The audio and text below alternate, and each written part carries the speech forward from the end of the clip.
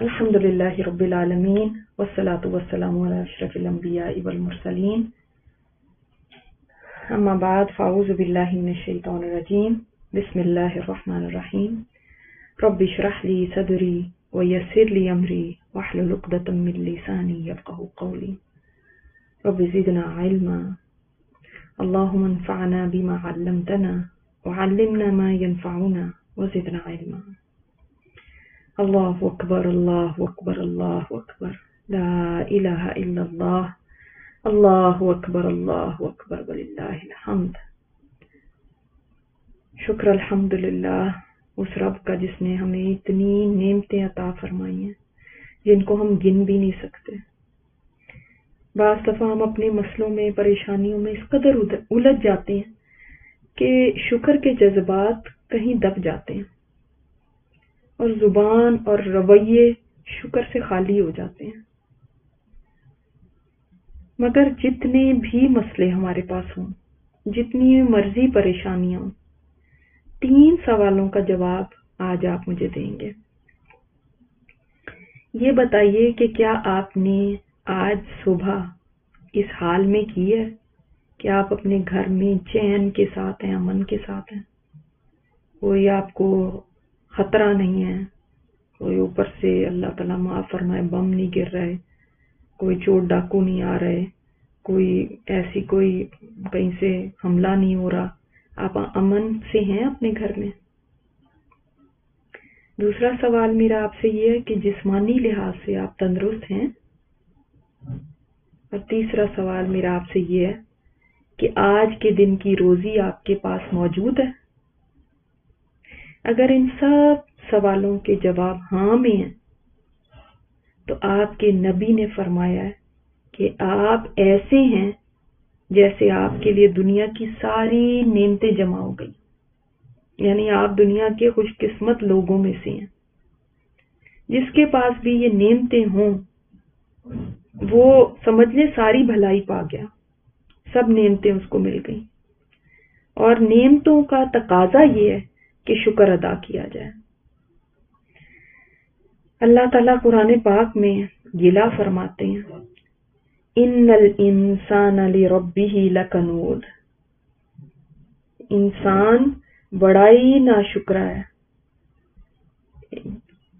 اپنے رب کا بڑا ناشکرا ہے۔ اللہ تعالیٰ کا یہ گلہ اس لیے کہ اکثریت انسانوں کی شکر ادا نہیں کرتی۔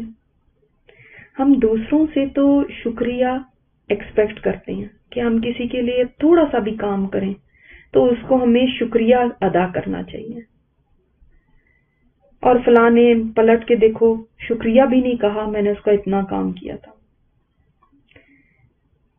اور کوئی بھی ایک اچھا انسان، سلیم الفطرت انسان جس کی فطرت اچھی ہو، اس سے یہی ایکسپیکٹڈ ہے کہ وہ شکریہ ادا کرتا ہے۔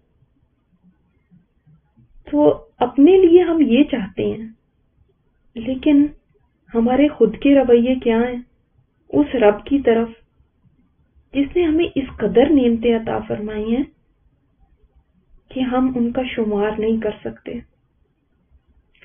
ان دنوں میں ہم تکبیرات بلند کرتے ہیں، تحمید کہتے ہیں، وللہ الحمد کہتے ہیں، اللہ ساری ہم تیرے لیے ہی ہے، الحمدللہ کہتے ہیں، اللہ سارا شکر اور تعریف تیرے لیے ہے۔ یعنی یہ شکر ادا کرنے کے دن ہیں، اللہ تعالیٰ کی بڑائیاں بیان کرنے کے دن ہیں، اپنی عاجزی شو کرنے کے دن ہیں۔ کوئی کہہ سکتا ہے مجھے کیا ملا، میرے تو اتنے مسائل ہیں، میری تو زندگی ایسے ہے، میں تو بس کہیں سکھ نہیں ہے مجھے۔ تو میں ایک واقعہ آپ کے سامنے رکھنا چاہتی ہوں جس سے شاید آپ کو کچھ سمجھ آئے۔ امام اوزاعی تابعی ہیں، اپنے ایک ساتھی کے ساتھ ساحل سمندر پہ گئے۔ وہاں انہوں نے ایک خیمہ دیکھا جس میں ابو قلابہ الجرمی کو پایا جو ابن عباس کے ساتھی تھے۔ ان کے نہ ہاتھ تھے نہ پاؤں تھے، نہ ہی وہ دیکھ سکتے تھے، اور حال یہ تھا کہ زبان پر اللہ کا شکر تھا، اور مسلسل کہہ رہے تھے اے اللہ مجھے توفیق دے کہ میں تیرا شکر ادا کروں اس پر جو کچھ بھی تو نے مجھے عطا کیا ہے۔ تو یہ سوچنے لگے کہ اس کے پاس ہے کیا جس پہ یہ شکر ادا کر رہا ہے۔ جا کر ان سے سوال کرتے ہیں کہ بھائی آپ کس پہ شکر ادا کرتے ہیں؟ فرماتے ہیں اگر اللہ چاہتا تو آگ مجھ پر پھینک سکتا تھا، یہ جو قریب پہاڑ ہیں یہ مجھے کچل دیتے، یا میں ساحل سمندر پہ رہتا ہوں تو سمندر مجھے ڈبو دیتا، یا زمین مجھے نکل جاتی، تو کیا میں شکر ادا نہ کروں؟ اور اس نے مجھے زبان دے رکھی ہے، پھر میں کیسے شکر نہ کروں؟ امام اوزاعی بڑے متاثر ہوئے، فرماتے ہیں کوئی مدد چاہیے؟ تو وہ کہنے لگے میرا ایک بیٹا ہے جو مجھے وضو کراتا ہے، مجھے کھانا کھلاتا ہے، وہ 3 دن سے لاپتہ ہے، وہ نہیں مل رہا، اس کو اگر آپ ڈھونڈ کے لا دیں تو یہ بڑی مہربانی ہوگی۔ تو یہ ڈھونڈنے نکل کھڑے ہوئے، کچھ دور گئے تو دیکھا اس لڑکی کی لاش پڑی ہے اور جانور اس کو آدھا کھا چکے ہیں۔ اب رنج اور غم سے سوچتے ہیں واپس جا کے اس کو کیسے بتاؤں، کیا کہوں گا۔ خیر واپس آئے، آ کے ان سے کہنے لگے یہ بتائیں اللہ کے سامنے آپ زیادہ بہتر ہیں یا ایوب علیہ السلام؟ وہ بولے ایوب علیہ السلام۔ تو یہ فرمانے لگے پھر آپ کو پتہ ہے اللہ نے ان کو کتنا آزمایا، مال سے بھی، اولاد سے بھی، ان کی اپنی جان سے بھی؟ کہتے ہیں ہاں۔ فرمایا اور آپ کو پتہ ہے انہوں نے صبر کیا اور شکر کیا اور رب کی حمد بیان کی، اس کی تسبیح کی؟ وہ بولے ہاں۔ اور فرمایا اس سب میں ان کو سب نے چھوڑ دیا تھا، ان کے پاس کوئی بھی نہیں تھا، نہ کوئی دوست احباب، نہ اولاد، کوئی بھی نہیں، سب چھوڑ کے چلے گئے تھے۔ فرمایا ہاں۔ تو فرماتے ہیں جب ان کے ساتھ یہ سب ہو گیا تو رب نے ان کو ایسا پایا، اب آپ سنیں، اللہ آپ پر رحم کرے، آپ کا بیٹا فوت ہو گیا۔ تو وہ آگے سے کہتے ہیں انا للہ و انا الیہ راجعون، اے اللہ تیرا شکر ہے، تو نے یہ بیٹا ایک وقت تک تو مجھے دیے رکھا تھا نا، اب جا کے مجھ سے لیا۔ سبحان اللہ۔ اللہ کے پیارے بندے ایسے ہوتے ہیں جو ہر حال میں اللہ کے شکر گزار رہتے ہیں، وہ جھکے رہتے ہیں، جن کی زبانوں پہ اللہ سے گلے نہیں ہوتے، ہمیشہ اللہ تعالیٰ کی تعریف ہوتی ہے۔ وہ کسی بھی چیز کو اپنا حق نہیں سمجھتے کہ یہ میرا حق تھا، مجھ سے کیوں لیا گیا۔ وہ اکڑتے نہیں ہیں کچھ پا کے، وہ ہر چیز کو اللہ کی امانت سمجھتے ہیں، مل گئی تو اس کا احسان ہے، اور نہ ملی تو میرا حق نہیں تھا۔ یہ ہوتے تھے ان کے رویے۔ تو شکر دراصل اللہ کی رضا میں راضی ہو جانے کا نام ہے۔ جو شکر گزار ہوگا اللہ تعالیٰ اس کو اور عطا کرتا ہے۔ لَإِن شَكَرْتُمْ لَأَزِيدَنَّكُمْ، اللہ تعالیٰ فرماتے ہیں اگر تم شکر کرو گے نا میں تمہیں اور عطا کروں گا۔ ہمیں تو ویسے ہی اللہ تعالیٰ کے شکر میں ساری اٹھانا نہیں چاہیے۔ ہم ان باتوں پہ کہ آج کے حالات کیا ہیں، یہ ہے، ہم اس قدر زیادہ پریشان ہو جاتے ہیں کہ یہ شکر گزاری ہماری زندگیوں سے نکل جاتی ہے۔ نہ ہم انسانوں کے شکر گزار ہیں اور نہ اللہ کے۔ ہماری زبان شکر میں چلتی نہیں ہے، تھک جاتی ہے، اللہ کی بڑائی کرنے میں تھک جاتی ہے۔ آج کل تکبیرات بیان کرنے کے دن ہے، اللہ کو اپنی شکر گزاری دکھانے کے دن ہے۔ جب انسان تکبیرات بھی بلند کرتا ہے تو خود کو چھوٹا کر کے دکھاتا ہے اللہ کے سامنے۔ اللہ تو اکبر ہے، یعنی میں چھوٹا ہوں، میری عقل چھوٹی، میری سمجھ چھوٹی، میری مرضی بہت چھوٹی اور میری ذات بہت چھوٹی ہے۔ اللہ تو اکبر ہے۔ پورا عشرہ انہی تکبیرات کو بیان کرنے کا حکم ہے آپ صلی اللہ علیہ وسلم کی طرف سے۔ الحمدللہ کہنے کا حکم ہے، سبحان اللہ کہنے کا حکم ہے، لا الہ الا اللہ کہنے کا حکم ہے، پھر بھی ہم اس سے کوتاہی برتتے ہیں۔ ہونا تو یہ چاہیے کہ زبان پہ یہ ایسے جاری ہو جائے کہ ایک ایک قدم بھی آپ اٹھا رہے ہو تو ساتھ اللہ اکبر منہ سے نکلے جا رہے ہیں۔ چلو آپ کو کوئی تکبیرات بھی نہیں آتی، کوئی بھی نہیں آتی، کوئی کلمہ بھی نہیں آتا، صرف اللہ اکبر تو کہنا آتا ہے نا، صرف الحمدللہ تو کہنا آتا ہے نا. جب ایک ایک قدم پہ منہ سے یہ نکلے گا نا، تب پتا چلے گا کہ واقعی آپ نے تکبیرات پڑھنے کا حق ادا کیا ہوا. جب بغیر کوشش کے، بغیر شعور کے بھی منہ سے یہی نکلتا جائے، آپ نے سوچا بھی نہیں اور آپ کی زبان جاری ہے، تب سمجھیے گا کہ آپ نے واقعی تکبیرات پڑھی ہیں. ہم آج کل ان حالات میں تنگ پڑے ہوئے ہیں. بعض لوگ ڈپریشن میں چلے گئے ہیں کہ کسی سے نہ ملنا ہے، نہ جلنا ہے، نہ پارٹیاں، نہ دعوتیں، نہ سوشلائزیشن، نہ کوئی شاپنگ مالز میں، بازاروں میں، نہ ویکیشن پہ جا سکتے ہیں، نہ سیر سپاٹے ہمارے ہو سکتے ہیں، نہ ریسٹورنٹس میں جا سکتے ہیں، کھانے باہر پہ بند ہو گئے، یہ وہ. تو ہم بڑے اپسیٹ ہیں. کبھی آپ نے بی بی ہاجرہ کا سوچا؟ وہ واقعی اصل آئسولیشن میں تھی.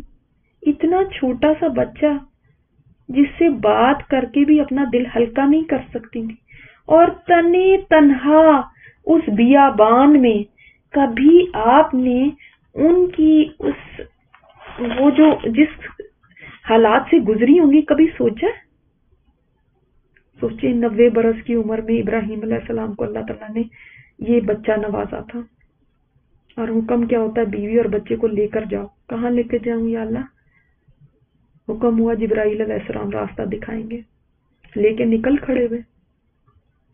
مکہ شروع ہو گیا. آج سے یہ 5000 سال پہلے کی بات ہے. اللہ تعالیٰ نے دیکھیں جو پیارے لوگ ہوتے ہیں نا، ان کی باتیں بھی اللہ محفوظ کر دیتا ہے. آج سے 100 سال پہلے کی کسی کو نہیں پتا. ہمیں تو اپنے دادا پردادا کا نہیں پتا، لیکن جو 5000 سال پہلے گزرے وہ کس طرح آج بھی ہماری یادوں میں زندہ ہیں، اس لیے کہ اللہ نے ان کے ناموں کو باقی رکھا ہے، اور اللہ جس کا نام چاہے باقی رکھے. اب 5000 سال پہلے کا مکہ، پورا علاقہ بے آباد. فلسطین تو پیچھے ہی رہ گیا نا جہاں سے چلے تھے. کالے پہاڑ ہے، ریت ہے، مٹی، دھول. اور سوچیں ایک عورت، چھوٹا سا بچہ، اور وہ بھی زندگی بھر کی دعاؤں کے بعد ملا ہوا، بڑھاپے کی اولاد. اور جس وقت ابراہیم علیہ السلام کو حکم ہوتا ہے یہاں پہ ان کو چھوڑ کے چلے جائیں، بیوی بچے کو اتارا وہاں پہ اور خود مڑ کے واپس جا رہے ہیں. بی بی ہاجرہ پوچھتی ہیں ہمیں کہاں چھوڑ کے جا رہے ہیں؟ دوسری طرف بالکل خاموشی ہے. سوچیں کتنی بڑی آزمائش ہوگی اس عورت کی. پوچھ رہی ہیں کس کے سہارے چھوڑ کے جا رہے ہیں؟ کوئی جواب نہیں. پوچھتی ہیں کیا اللہ نے آپ کو حکم دیا؟ تو بس سر ہلا دیا. تو پھر فرماتی ہیں حسبی اللہ و نعم الوکیل. پھر اللہ ہمیں ضائع نہیں کرے گا. ابھی آپ نے سوچا ان کے دن وہاں پہ کیسے گزرتے ہوں گے؟ کچھ دن وہ تو کھجوریں اور پانی چلا جس کے اوپر گزارا کیا، پھر اس کے بعد وہ ختم ہو گیا. اب کیا ایک چھوٹا بچہ ہے اور ایک عورت ہے، اور دور دور تک نہ کوئی آبادی ہے، نہ کوئی بندہ بشر ہے، کوئی چیز نہیں ہے، نہ کوئی عمارت ہے. کوئی وہ ابراہیم علیہ السلام وہاں پہ ان کو کوئی محل نہیں تعمیر کر کے دے گئے تھے، کوئی گھر نہیں بنا کے چھوڑ کے گئے تھے کہ یہ لیں جی چابیاں اور اس میں فرنشڈ گھر ہے آپ کے لیے، یہاں پہ رہیں. نہ کوئی راشن ڈال کے گئے تھے، ایک تھیلی تھی کھجوروں کی. نہ سردی گرمی سے بچنے کا کوئی انتظام تھا. ہم نے کہیں جانا بھی ہو نا 2 دن کے لیے تو ہم کتنی پیکنگ کرتے ہیں، ایک ایک چیز رکھتے ہیں، دوائیاں تک اور کپڑے اور جوتے اور ٹوتھ برش اور ہیئر برش اور پتہ نہیں کیا کیا چیزیں. اور یہ ان کو چھوڑ کے یہاں چلے گئے اور کچھ بھی نہیں ہے. نہ کوئی بجلی کا انتظام ہے، نہ کوئی بستر ہے، نہ کوئی کپڑا ہے، نہ کوئی دوا ہے، کچھ بھی نہیں. کبھی آپ نے ان کے بارے میں بھی سوچا ہے؟ آخر وہ بھی تو ایک عورت تھی. ہم عورتیں نا سوچتے ہیں کہ سارے تو مردوں نے یہ سب کیا تو ٹھیک ہے، وہ تو مرد تھے، بہادر تھے. ان خاتون کے بارے میں کیا کہیں گے؟ کوئی فون نہیں ہے، کوئی خط نہیں ہے، کوئی ٹیکسٹ نہیں ہے، کسی کو کال کر کے بتا نہیں سکتی میرے حالات کیا گزر رہے ہیں. کوئی گاڑی اور جہاز بھی نہیں ہے کہ اس پہ چلے جائیں کہیں اور. یہ تھی آئسولیشن. سوچیں کہ وہ وہاں پہ کیسے رہی ہوں گی چلچلاتی دھوپ میں. پتھر بھی وہاں پہ انگارے بن جاتے ہیں، تپتے پہاڑ، پھر وحشی درندے ارد گرد. کوئی تسلی دینے والا نہیں، کوئی ہمدردی کے بول بولنے والا نہیں. اور جہاں آج نہیں کچھ اگتا اس وقت کیا اگتا ہوگا. تو ہم عورتوں کو بی بی ہاجرہ سے سبق لینا چاہیے، صبر کا، اطاعت کا، اللہ کے اوپر توکل کا. اتنا توکل، مطلب حیرت ہوتی ہے کہ اتنا توکل کہ حسبی اللہ و نعم الوکیل، اللہ کے سہارے کے پر بیٹھی ہوئی ہیں. Can you even imagine? کیا مثالی کردار ہیں یہ. ایسے ہی نہیں پھر اسماعیل جیسے بچے پیدا ہو جاتے ہیں. ہم گلا تو کرتے ہیں ہمارے بچے ایسے ایسے، وہ اس لیے ہم خود ایسے ہیں. ہم کون سا اچھے ہیں؟ ہم میں خود بے صبری ہیں، ہم میں خود میں اللہ پہ توکل نہیں ہے، ہم میں خود میں قربانی دینے کا جذبہ نہیں ہے. کیا ہم کسی کو کہیں؟ تو اندازہ کیجیے، اور خاص طور پہ ان حالات میں جن میں آج کل ہم رہ رہے ہیں اور ہمارے زبانوں پہ گلے شکوے ہیں. ختم کر دیں گلے شکوے. حسبی اللہ و نعم الوکیل کا ہے، بڑا زبردست کلمہ ہے یہ. اللہ ہی کافی ہے نا میرے لیے. وہ بہترین وکیل ہے، بہترین کارساز ہے. وہ نکالے گا میرے کاموں کو. وکیل وہ ہے جس کے سپرد آپ کام کر دیں پھر چھوڑ دیں، وہ خود آپ کے کام کو ڈیل کرتا ہے، خود آپ کا مقدمہ لڑتا ہے. ہم نے اپنے کام اللہ کے سپرد کر دی، وہ ہمارے لیے کافی ہے. یہ دل سے وہی کہہ سکتا ہے جس کے اللہ کے اوپر اتنا بھروسہ، وہ ٹرسٹ کرتا ہو کہ اللہ مجھے ضائع نہیں کرے گا، اللہ کوئی ضرور راستہ نکالے گا. سوچیں اگر ہم وہاں پہ ہوتے ہم کیا کرتے، ہمارے منہ سے کیا نکلتا. تو یہ اس بی بی ہاجرہ کی قربانی ہے کہ یہ شہر آباد ہوا، مکہ، جس کی طرف آج لوگ دوڑتے ہیں. انبیاء نے یہاں پہ آ کے حج کیے، جس کو نبی آخر الزمان کا اللہ تعالیٰ نے پیدائش کی جگہ بنایا، ان کا مسکن بنایا. اور پھر دیکھیں کیسے انہوں نے ایک بچے کو خود تنے تنہا پالا ہوگا. جرہم قبیلہ تو جب آیا تو تب آیا نا، اگر کیا پہلے دن سے ہی تو نہیں کوئی قبیلہ وہاں پہ آ کے بس گیا تھا.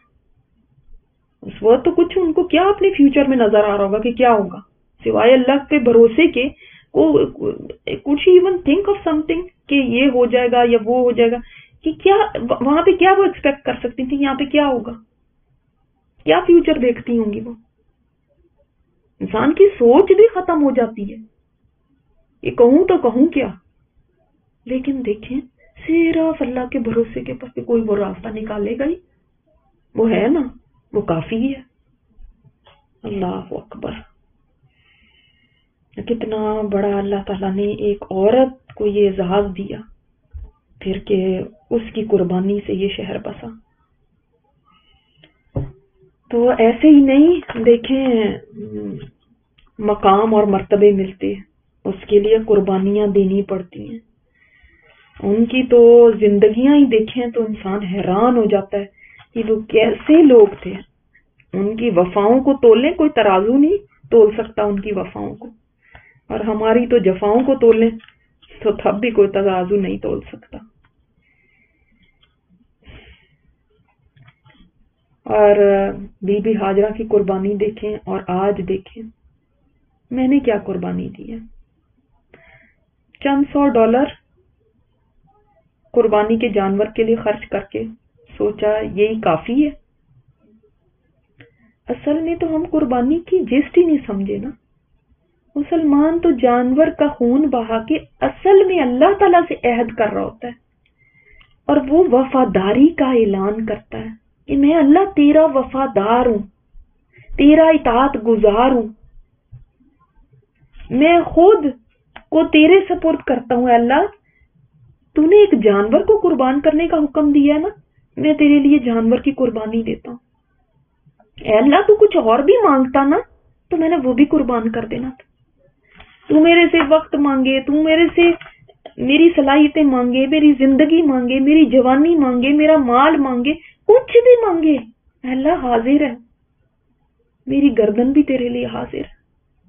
ابراہیم علیہ السلام سوچیں، انہوں نے یہ نہیں کہا تھا کہ اللہ میرے بیٹے کا کیا قصور ہے، اللہ تم مجھ سے کچھ مانگ لیتا، میری جان مانگ لیتا، اللہ میرے معصوم بچے کا کیا قصور ہے، اس کا امتحان کیوں؟